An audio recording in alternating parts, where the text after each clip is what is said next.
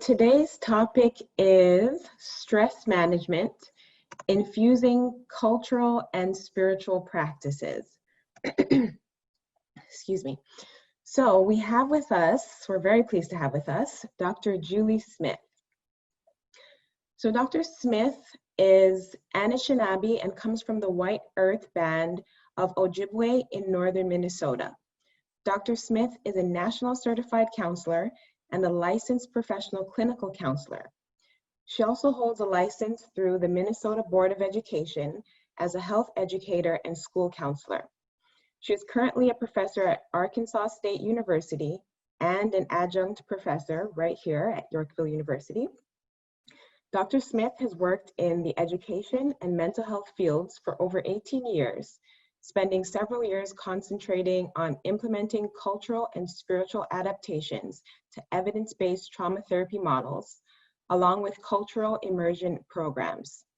She has collaborated with NBCC International to implement cultural immersion educational institutes on the White Earth Indian Reservation and recently co-led an institute in Rwanda, Africa. So that is really just a brief summary of Dr. Smith's bio, and we are very happy now to turn it over to her to begin our session today. Dr. Smith. All right, thank you so much. Uju ogima nagi kwayindijnakas, kawaba bigani kagnin dunjiba mang nindudem. Greetings, my name is Julie Smith and I come from the White Earth Nation, as it was just explained. I've had the honor to really be able to embrace my culture and my spirituality. I was born and raised on my reservation, and I have been able to sort of walk in two worlds. I used to be like, I'm mixed race, so my mom is Native American, if you're in Canada, First Nations, and my dad is white.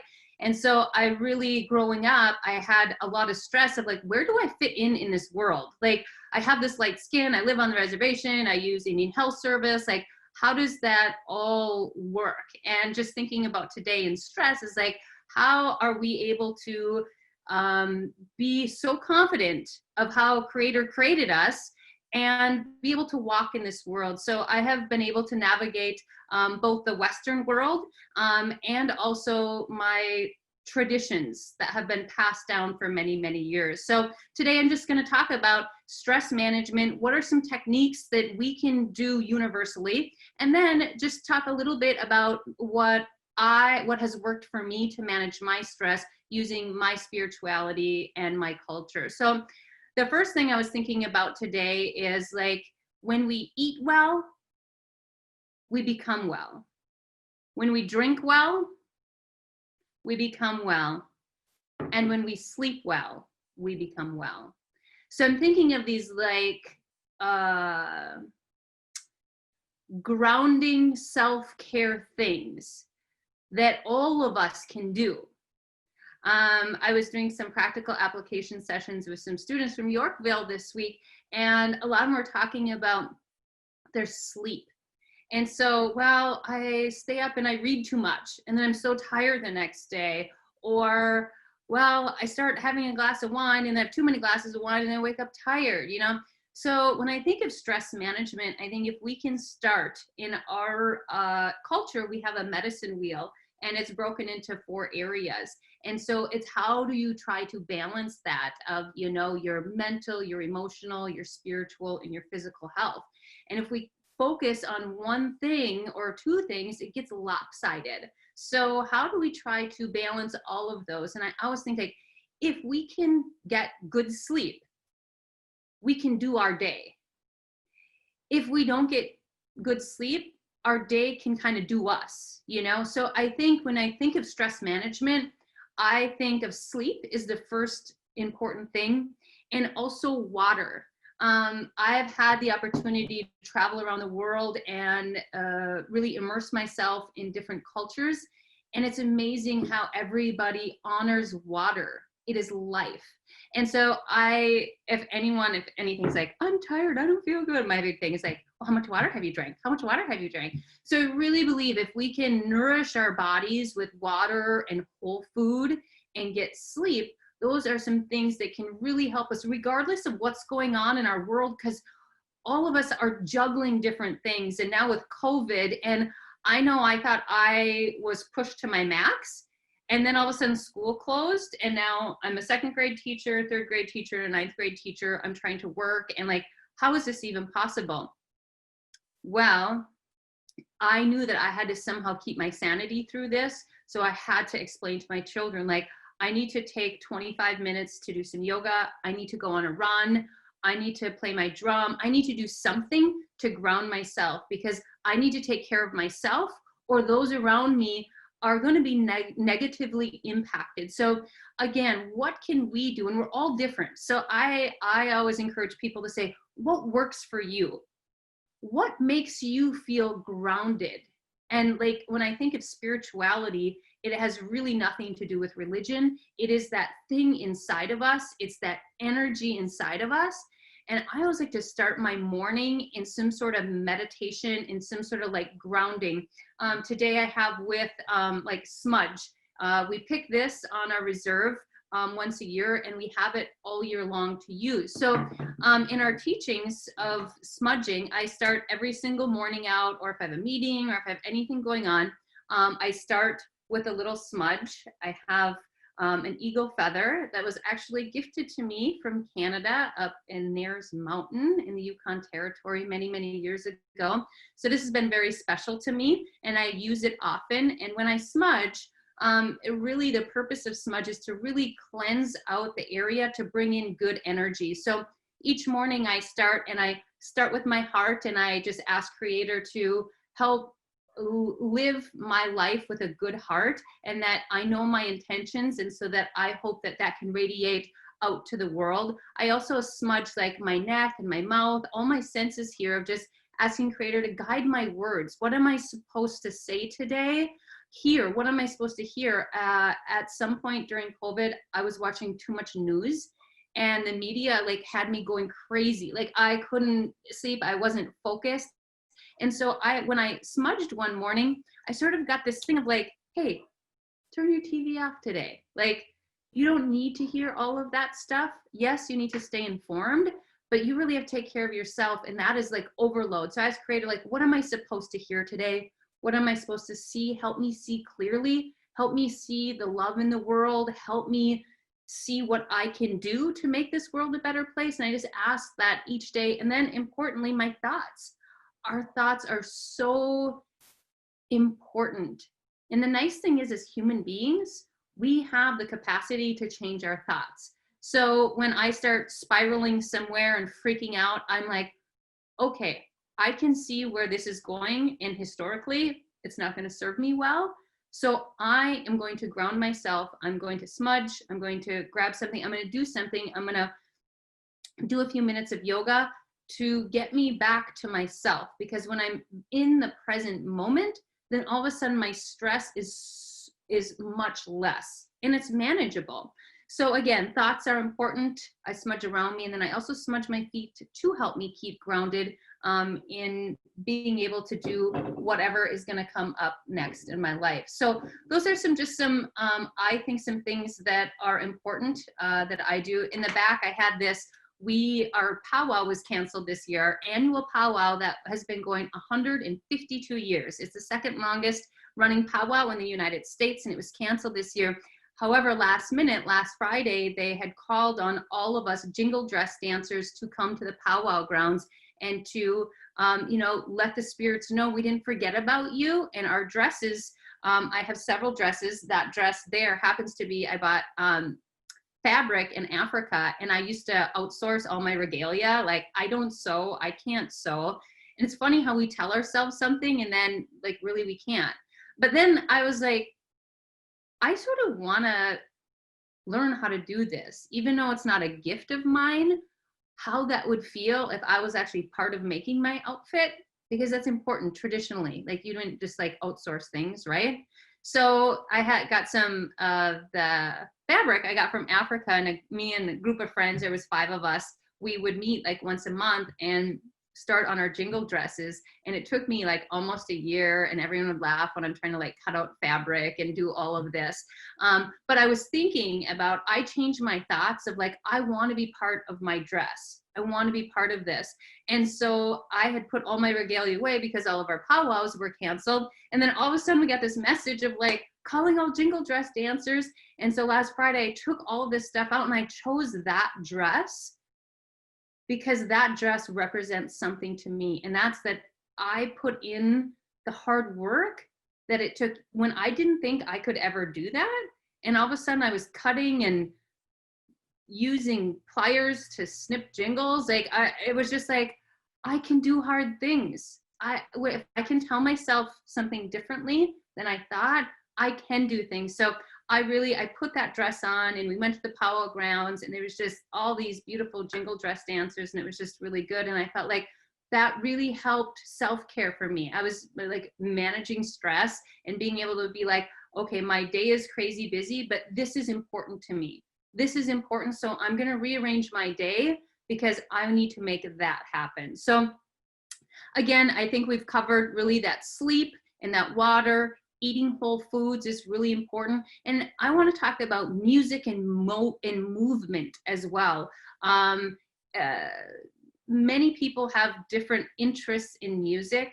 I remember I was gifted this flute a few years ago. And I thought, I could never play the flute, right? Like that's the thing, like I don't play flute. And then I was talking to somebody, a flute player. I'm like, can you tell me about like how I can learn to play the flute? And he said, you have to develop a relationship with it. Like take it with you, just practice. Just like you're not going to be an expert right away. And it's the same thing with drumming. I was never really into music or singing, but it's the same thing. These things have presented themselves to me and just like, I can sing. And when it doesn't always matter like how I sound or how we sound, it's like, what does it do to us? So I was thinking, I'm grabbing my drum, of a song. This was gifted to me many years ago from a medicine man. And look how like everyone thinks they have to do things so perfectly. And I'm like, look at that, that's my drum and it works. And so that's all good. So I was thinking, one of my kids wanted me to learn a song. It was called the Bear Song. So I thought of that this morning and I was thinking about stress management and self-care and what bears need to do, right? They need to hibernate. They need to hibernate. And they in the spring come out and they're like beautiful and powerful. And I feel like when we think about stress management and taking care of ourselves, we actually have to dig deep to do that. And so I will not sing a whole song for you, but I was thinking of like singing just a few verses of Makwa Manedu, and it's the spirit of the bear. And so I want you guys to think of what you can do to go inside to be able to take care of yourself and your stress through these times. So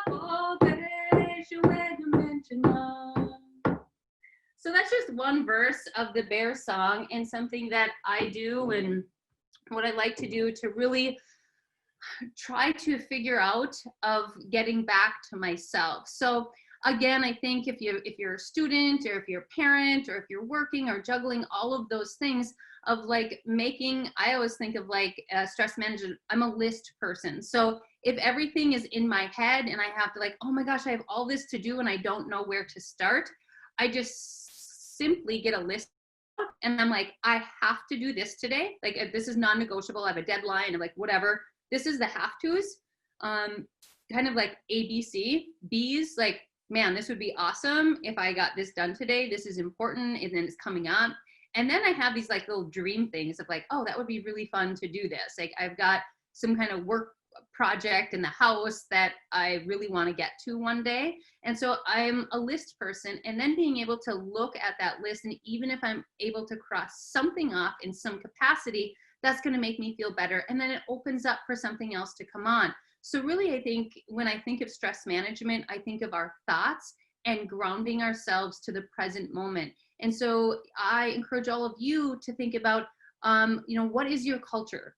Everybody has some culture. If you go generations back, like there's some cultural component there. There is some spirituality. And I am like, whatever works for somebody that makes them feel good, like they can let energy in, where they can like live in a space where they're not surrounded by negativity and stress. Like what do you do that makes you feel that way? And I have different friends and different things that work for them, but I encourage all of you to think like what feels good for you, and how can you manage your stress by actually putting that into your schedule.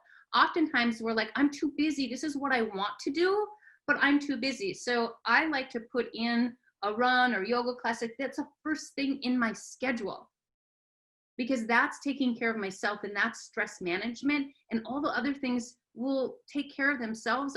I can work more focused when I feel good about taking care of my body and myself. I just get more things done. So again, I encourage all of you, whatever that might look like, to figure out how you can integrate spirituality, your movement. And again, we talk about that medicine wheel of the physical, emotional, spiritual, and mental capacity of trying to find balance in your life. So I do know that it is about 20 after, and I think that I'm doing this right. I'm clicking on Q&A. How much time we have to sleep, as my schedule is very busy, and I think 4 or 5 hours. That's a good question about, am I supposed to be talking or no, Shauna? No, go ahead. Go ahead. Okay. Sleep, and everybody's different. I know people that say, my mom, she can do 5 hours of sleep. Not me.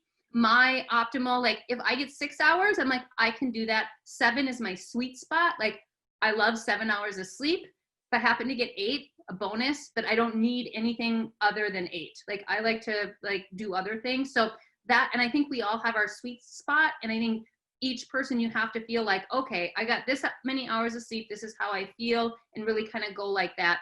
I would venture to say, without being a sleep expert, that most of us need 4 or 5 at a very minimum. Like I said, I know I need 7. So I'm going to read another question from Jasmine. Same as your dress, ma'am. I also make creative things, painting on clothes, fabric, as well as writing poetry, cooking, landscaping, designing on nails to feel stress-free. And I think that feels good. Oh, that is really good. And I think that brings up this point of like, cooking creates stress in my life. And I'm trying to like develop a relationship. I haven't developed a relationship like that. So, and I know people that like, I just need to cook, and it feels so good to have like earthy things and put things together. And that's really beautiful. And I encourage you, whatever that is, reading this little message, Jasmine, I'm so glad that you have found things that have worked for you. And I encourage you to schedule those into your schedule, so that you know that you are doing things in your life to help you relax. So, So there was a question where someone asked what you use for smudging. Okay, we use sage. Let's see here, I'll get a jar here. We have this grow on our reserve in the ditches. So we use sage. So we dry this, we pick this, and we dry it each about August or so. And so that's what we use here. Our main medicine that we use is tobacco. And this year, because of COVID, I decided to garden and have raised beds, which I'm really excited about, but all new to me. So I'm growing my own tobacco. I would usually get tobacco from elders, but I'm like, hey, I want to try this myself. So we'll see how that goes. And this is tobacco, and we also harvest that once a year too. One of our original instructions as Ojibwe people is don't take more than you need. So we just try to do things seasonally. So then end of the summer, this will probably run out. And if I have extra, I'll give it away. And then it's time to do that again. So let's see here. Can you please repeat the 4 elements of the medicine wheel? So the medicine wheel is, give me just a couple seconds. I'm going to grab something that represents the medicine wheel.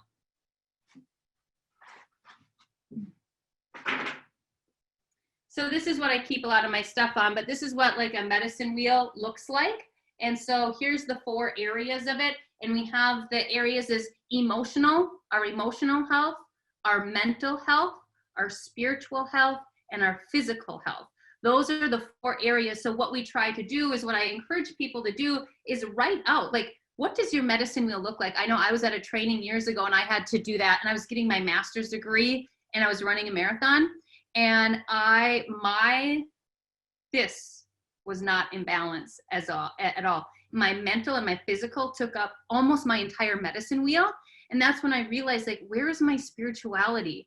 Like, where is my emotional health? So I had to like do some self-checking to be like, my life isn't balanced, and it didn't feel balanced. I was like studying and running. That's all I was doing. And that didn't feel good. So it was such a great exercise to do, to see like, what does my medicine wheel look like, and what can I do to make it feel more balanced in my life?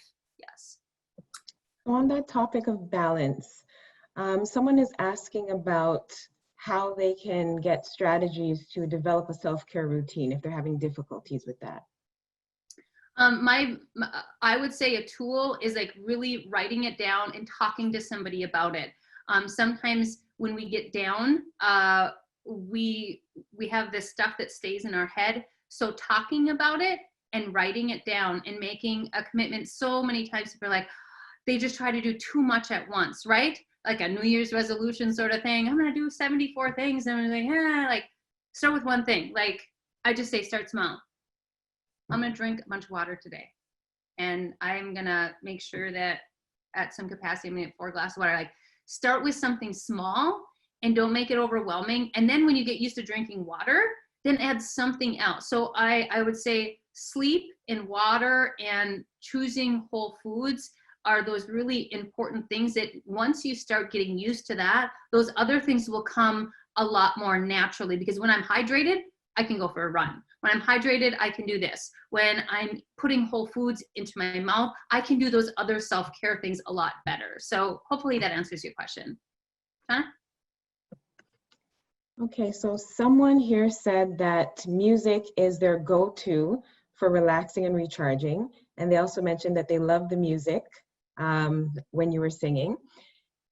The question here is that they're searching for music that will infuse positive energy and relaxation. Do you have any recommendations? Well, I know in our culture, and thanks to COVID, so many of our drum songs have been converted where you can get them free from different places. So I would say, like, what works for you? What, when you think of music that does something to your soul, what does that sound like, you know? And so I know that there's different types of music that does something to me. So I would say it's a self-reflection thing of trying different musics out, and our body is our teacher, right? So we have to just listen, like, what is that doing for me? And then you try different ones and be like, that's it. That's what, and I mean, Google is wonderful, like, you know, positive music, blah, blah, blah. And I was thinking like drumming. And so again, I've had the opportunity to really be in other cultures, and it seems like music and drums can be so healing. Like I do a little girls group where we have different ceremonies where we just get together and we just sing. We just sing and we play drums and we have music as part of our life. And I think of gatherings, so many gatherings, whether you're at a church or a bar, or I don't care where you're at, music just does something, right? It just adds this element. So I encourage you to kind of search around different things that make you feel good and then kind of narrow in on that. Thank you. So as you were mentioning sleep earlier, there are a few questions about sleep. And there's one here asking about any suggestions for times when someone is having less restful sleep. Yes, I would say to, I always keep a notebook by my bed. So if I have a dream, if I have something that's going on, if I wake up with an anxiety, like, oh, I have 114 things to do tomorrow and I can't sleep, like having something next to my bed is like a safety. It's safety to me to say, I need to get this out. So if you have a dream and you can't shake it, you give it there. And I always keep a glass of water near me. I was like, because water is life. And you like, to me, it's like a prayer, and you ask for what you need when you're in bed. So you need to write things down, I would suggest, and then drink water are two things. Yes. Thank you. And so someone also asked if there are specific words or phrases that you use when you smudge. Yes, I do. And I have people at my door that are not supposed to be here for 2 minutes, so I'm just going to ignore them. So if you hear the door, I told them I cannot be interrupted between this time and this time. And I know we have a couple minutes. So just want to let you know that's going on. Do I say certain words? Yeah, I speak in my Ojibwe language when I do prayers. What does it say? What was your question again? Do I use certain words when what? When smudging. Yeah, I do a prayer in my language, and I thank all the directions when we talk about the medicine wheel. So I thank the spirits of the east for the new day and bringing life every day. Like the sun comes up every single day, right? The sun's like, not like I had a crappy day yesterday, I'm not coming up. The sun always comes. So I honor the east and the south. In the south is like the noon of day and love in our home. And so that, and then I go to the west of the end of the day and letting things go, knowing that I can only live a really good life if I let go of the past and hurt and all the lessons, and honoring the lessons as well. And then I thank the spirits of the north. When we talk about that, is like the sleep, the night, the newness, the death and rebirth. So I do that in my prayer when I smudge and that. So guys, it's just going to be 1 minute. Okay. Yeah. Okay, thanks. Yeah. Okay. Well, thank you so much, Dr. Smith. And thank you everyone for your participation. Thank you for all of those wonderful questions. There were some great questions coming up. We do appreciate all that we were able to learn today about general holistic wellness, because sometimes we do tend to forget the spiritual and cultural aspects when looking at self-care and other healthy practices. So thank you so much for that, Dr. Smith. And we want to remind everyone, of course, that we do meet here at the same time every Friday, 12 p.m. Eastern, for our Ask an Expert series. So we will be back next week. And once again, thank you very much to Dr. Smith. We sincerely appreciate you joining us again. And we hope that we might be able to hear more from you in the future. Sounds good. Thanks for having me. And I hope everyone has a great weekend. Thank you. Take care.